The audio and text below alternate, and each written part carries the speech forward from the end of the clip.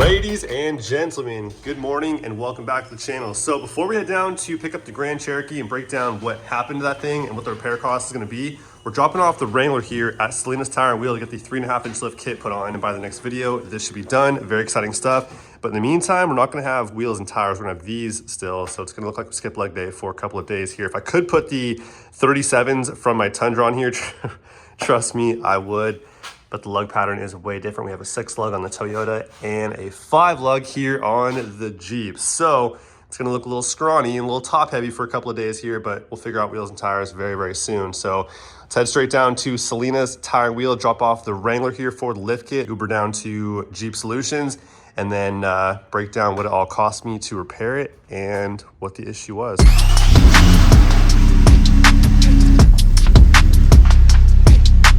285 horsepower toaster. Let's go.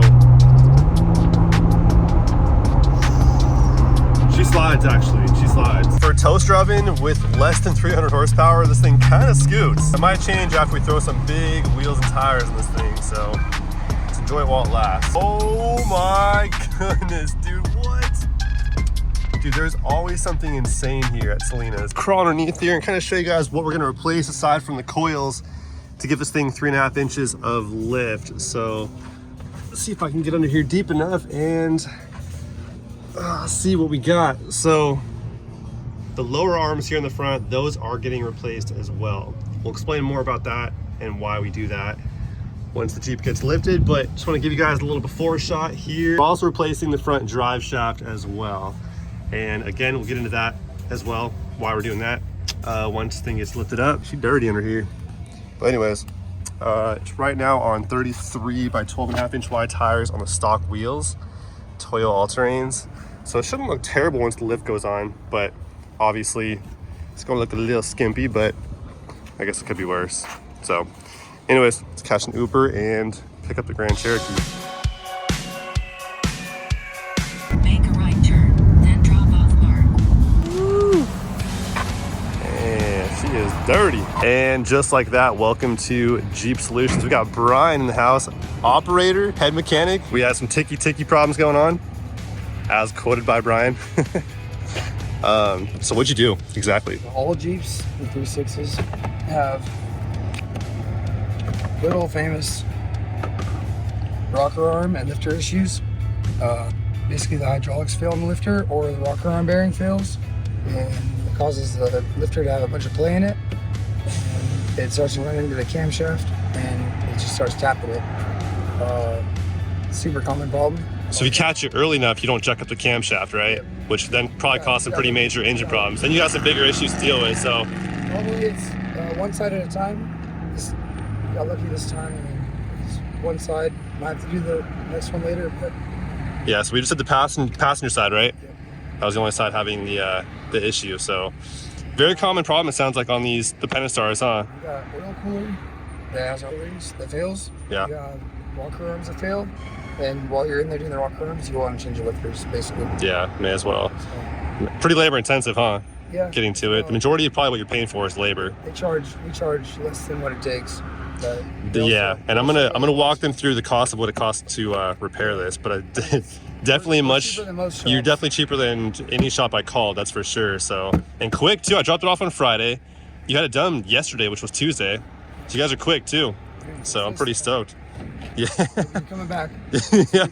I'll see you next week for that, and probably the other side of the lifters as well, right? These engines don't let you down. Yeah, they're stout, aren't they? It might make noise, it might leak, but once you fix it, it's fixed. They put this in what, 25 models, right? Yeah. It's in like every Chrysler Wrangler, V6, Cherokee, yeah, Chryslers, on. 300Cs and stuff like that too. How many of these do you a week? The rocker arms? Probably every other week. Hit up Brian, give him a call. Any Jeep, any model, anytime. This thing sounds brand new, dude. Huge shout out to Brian over at Jeep Solutions and all the other mechanics that helped work on this thing right here, dude. It sounds great, and it was a quick turnaround. Those guys know what they're talking about, and the price was right. Oh my guy, take it easy. Oh, dude, sketchy, bro. Yeah, respect our semi drivers, man. Come on. Dude, this thing drives like a brand new car again. Pretty amazing considering we have 125,000 miles on this thing. Now I do feel like a bit of a soccer dad because, well, it's not really my choice of color and I'm not a huge fan of the chrome, but we'll fix that very, very soon. So I know a lot of you guys probably don't think I got the best deal on the Grand Cherokee anymore given the most recent repair costs. Not fun, but not the worst thing ever, I guess. Wasn't a super bad repair.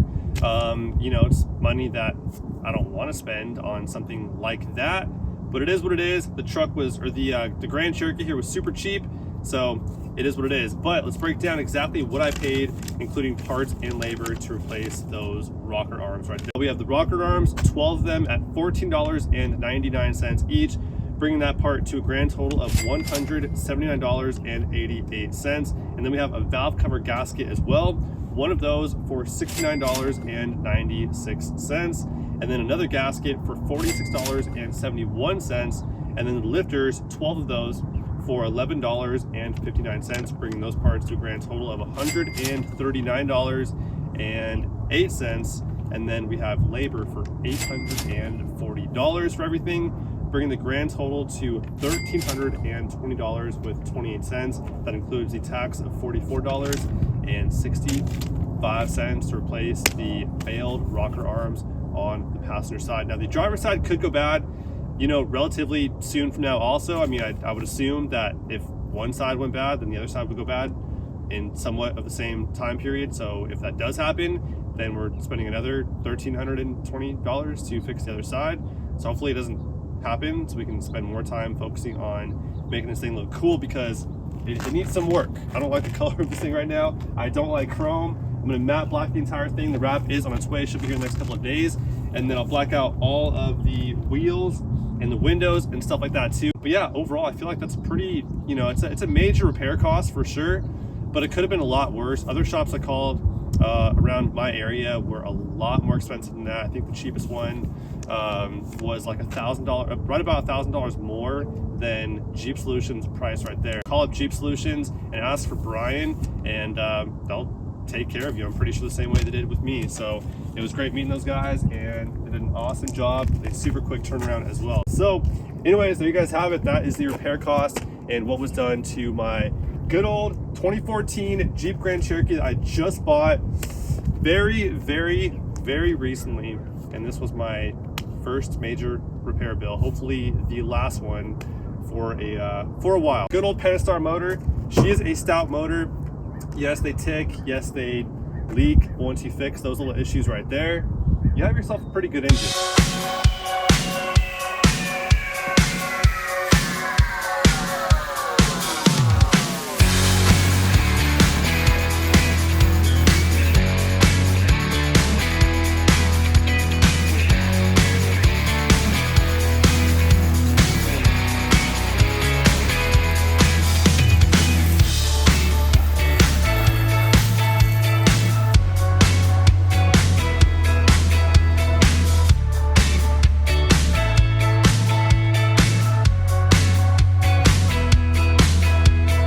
Alrighty, so the very first thing I'm gonna do is chrome delete the taillight bezel right here, and then also hit the taillights with a light tint as well, and then also too block out this chrome piece right here on the bumper as well. Just kind of get the ball rolling on the whole wrap and chrome delete process. I was going to remove the badges tonight, but it's way too cold in the garage, and when it's this cold, it's a lot more difficult to remove badges. So I'll save that for another time. Pretty excited to see the wrap when it shows up here for the Grand Cherokee. It's called Matte Perfect Black from KPMF, which sounds freaking awesome. And in my experience in the past so far with the matte finishes from KPMF, which I wouldn't normally go with because matte finishes normally look really dry and like chalkboard pretty much. But the matte finishes that I've had so far from KPMF, which I have on my Tundra, the matte sky blue and the matte dynamic lime green on my Silverado, both look really nice. They had some sheen to them and didn't look totally dried out. So I'm very excited to see what Matte Perfect Black looks like in person, and then we'll throw it right down here on the Grand Cherokee and get this thing looking right.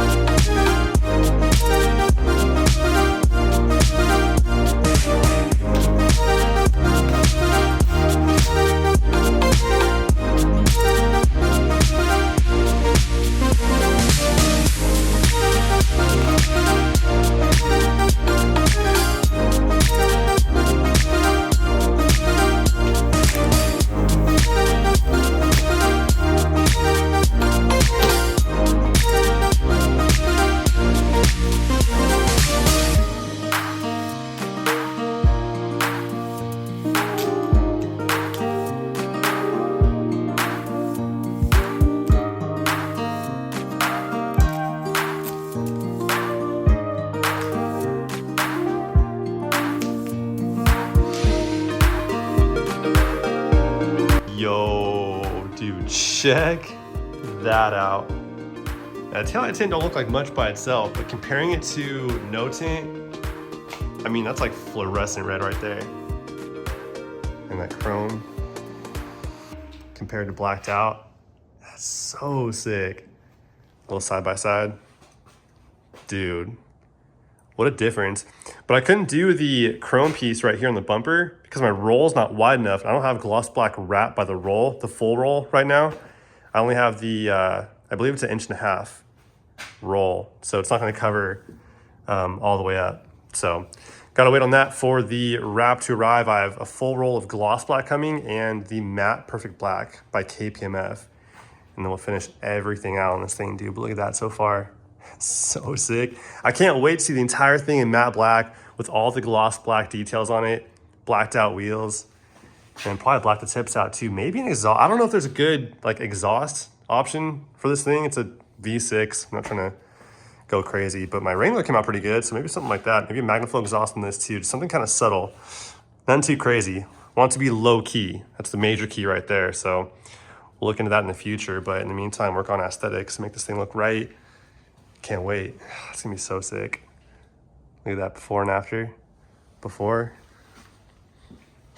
and after. Now, of course, I need to do the third brake light still. And then on the reflectors down here, I'm gonna do the reflectors in the matte black also, so it kind of just like disappears. But so far, looking good. Looking good. And that right there is pretty much gonna be a wrap for today on the Grand Cherokee. I cannot wait to see the KPMF matte perfect black when it shows up in first. I already know for a fact it's gonna look absolutely amazing, so hopefully it shows up here in the next day or two. Also too, Selena's sent me a little sneak peek DM today of the Wrangler, 3.5 inches closer to the clouds. So stay tuned for that right there. That should be the next video for you guys. There's a lot of things happening on all three vehicles really coming up here very soon, so stay tuned. But that's all I have for you guys for today. As always, hope you guys enjoyed. Catch you guys in the next one very soon. Till then, peace out.